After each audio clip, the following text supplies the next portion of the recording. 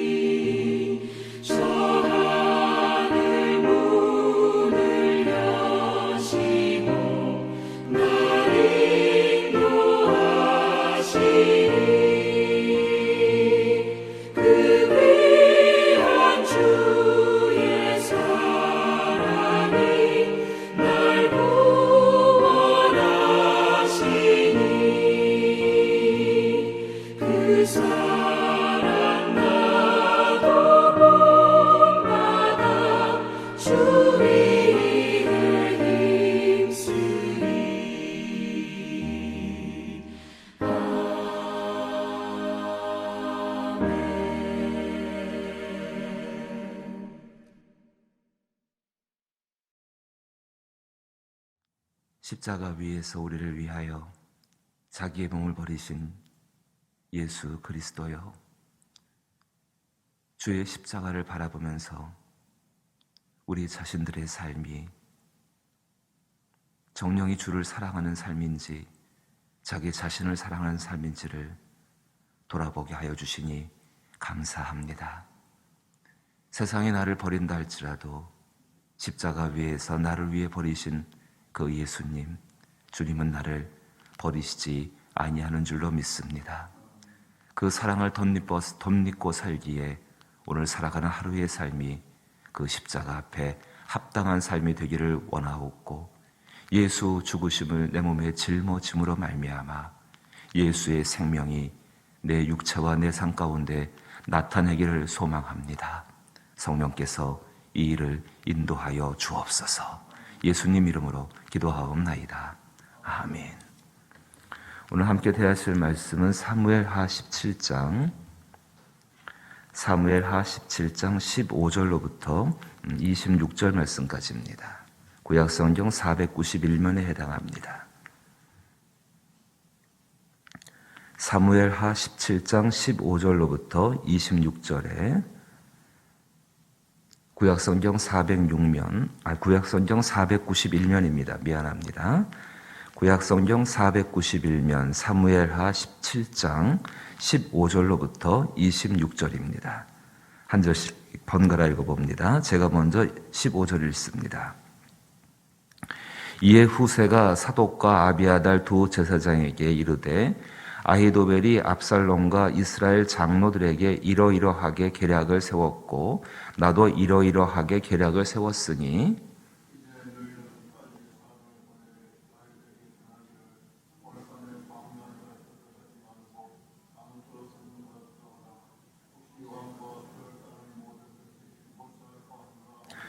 그때에 요나단과 아히마하스가 사람이 볼까 두려워하여 감히 성에 들어가지 못하고 에르노겔가에 머물고 어떤 요정은 그들에게 나와서 말하고 그들은 가서 다윗 왕에게 알리더니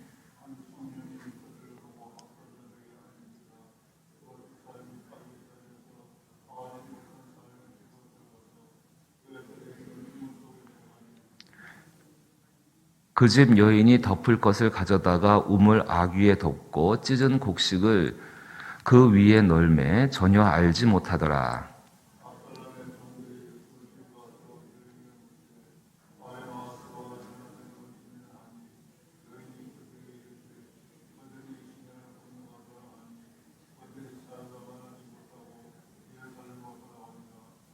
그들이 간 후에 두 사람이 우물에서 올라와서 다윗 왕에게 가서 다윗 왕에게 말하여 이르되 당신은 일어나 빨리 물을 건너가소서 아히도벨이 당신들을 해하려고 이러이러하게 계략을 세웠나이다.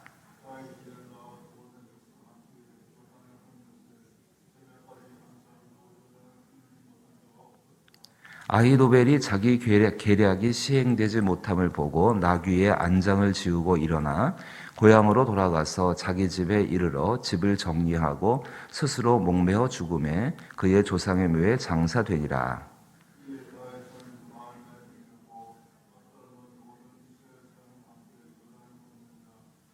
압살롬이 아마사로 요압을 대신하여 군 지휘관으로 삼으니라. 아마사는 이스라엘 사람 이드라라 하는 자의 아들이라. 이드라가 나하스의 딸 아비가일과 동침하여 그를 낳았으며 아비갈은 요압의 어머니 수르야의 동생이더라. 이에 이스라엘 무리와 압살롬이 길르앗 땅에 진치더라. 아멘. 그 후세가 이제 이 다윗을 보호하기 위해서 그 아히도벨의 계략과 또 자기의 계략을 다윗에게 알려주고 이 다윗에게 특별히 이 아히도벨의 계략이 워낙 무섭고 그 굉장히 두려운 계획이기 때문에 만약에 이 계략이 실행되게 되게 되어지면은 다윗은 꼼짝없이 죽을 수밖에 없습니다. 이 후세가 다윗의 친구이죠. 그래서 친구를 보호하기 위해서 그 계략을 알려주게 되어집니다. 아마도 굉장히 이 압살롬의 이 경비, 이 철통 같은 경비 가운데에서 이것을 뚫고 빠져나와서 이 이야기들을 다윗에게까지 전하기까지가 굉장히 힘들었던 것 같습니다.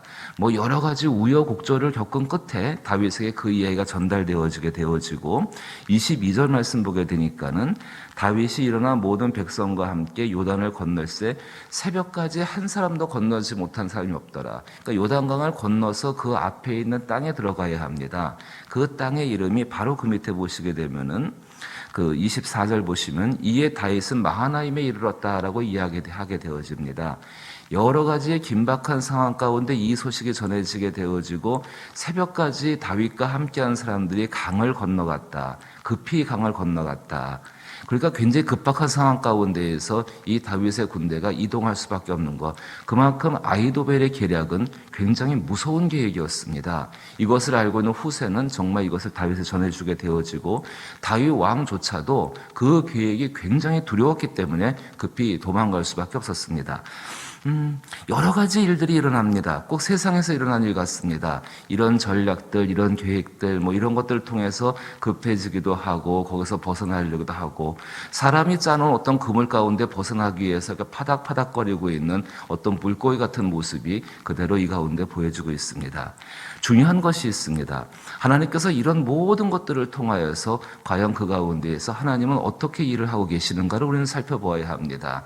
세상 가운데 일어나고 있는 복잡하고 이렇게 우여곡절이다, 이게 얼마든지 이야기가 될 수 있는 것들이지만은 이것 가운데 하나님이 어떤 일을 하고 계시는가를 바라보는 것이 중요하고, 그 하나님의 것들을 바라보지 못한 사람은 어떤 결론을 맞이하는지를 살펴보는 것이 이 이야기를 우리 삶의 타산지석으로 삶을 수 있는 길이 된다라고 보여지게 되어집니다.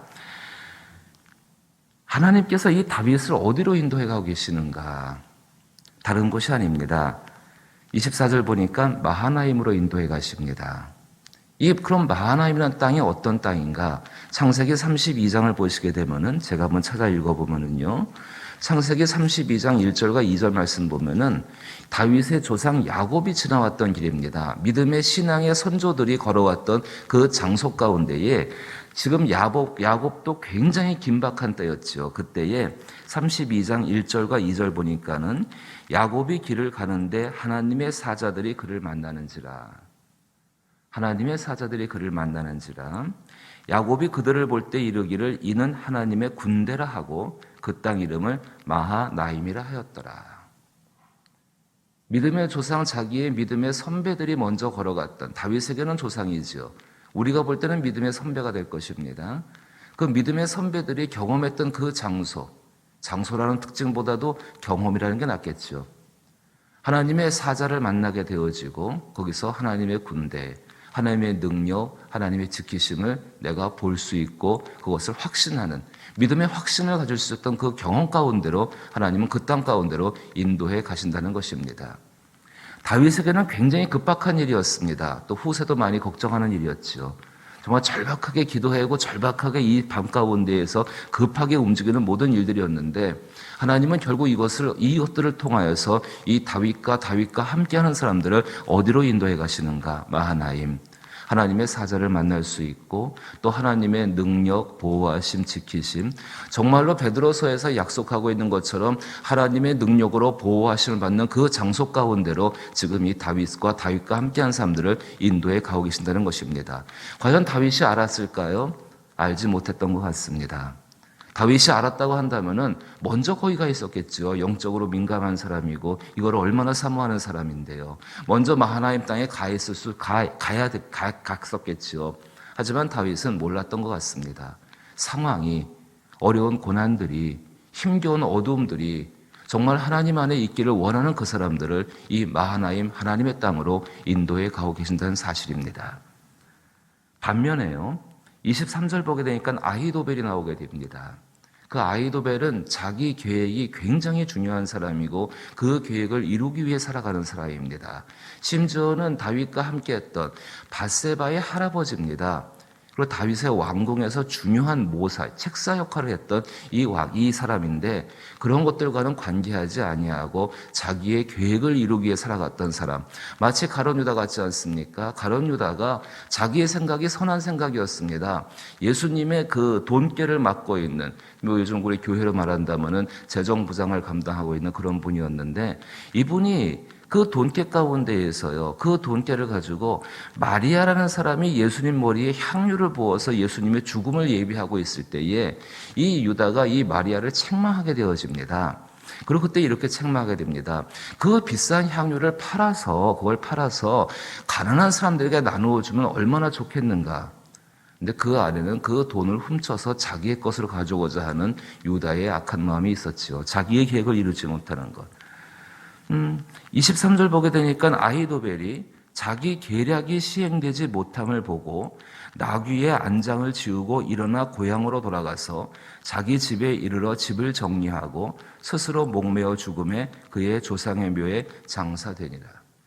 분명히 두 가지의 다른 결론이 나오게 되어집니다.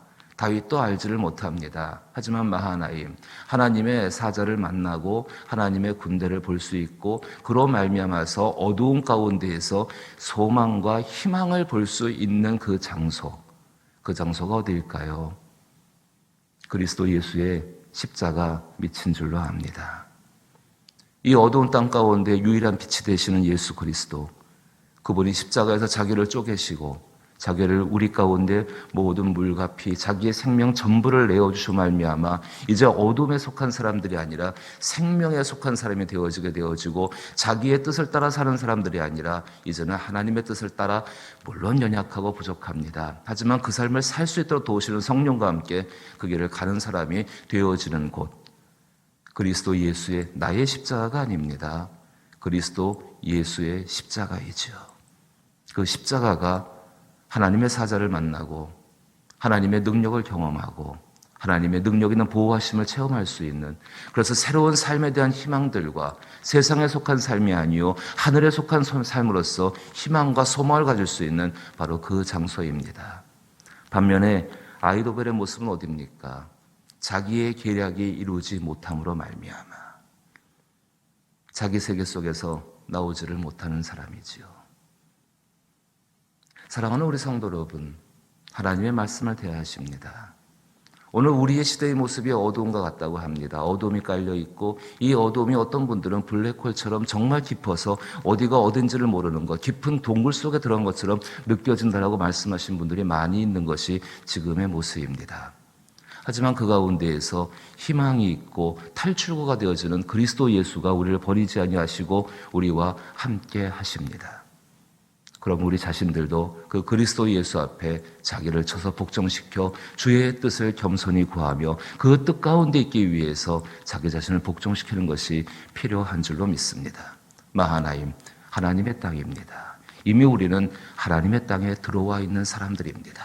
그 땅에 들어와 있는 사람들이 그 땅 안에서 예수를 찾지 못하고 그 예수 앞에 자기의 생각을 쳐서 복종시키지 못한다고 한다면 참 우스운 모습 아닙니까?